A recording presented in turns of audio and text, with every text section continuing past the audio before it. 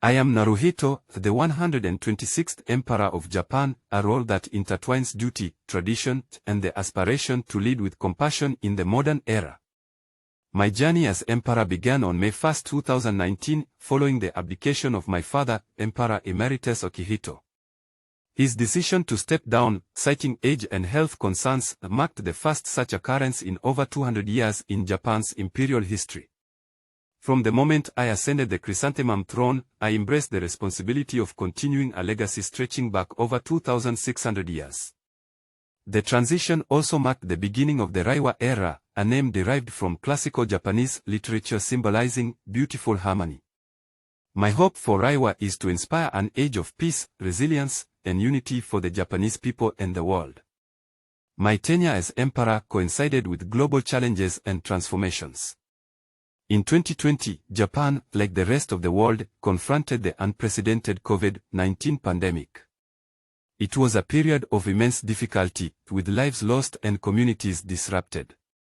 I sought to provide solace and encouragement, reaching out through speeches and virtual engagements, reminding everyone of the importance of solidarity and mutual care. One of my most cherished duties is to foster international goodwill. During my reign, I welcomed dignitaries from around the world to the imperial palace and represented Japan on the global stage. A poignant moment came in 2023 when Japan hosted the G7 summit. I had the honor of engaging with global leaders, reinforcing Japan's commitment to multilateral cooperation and sustainable development. Japan itself faced significant challenges during these years, including natural disasters such as typhoons and earthquakes.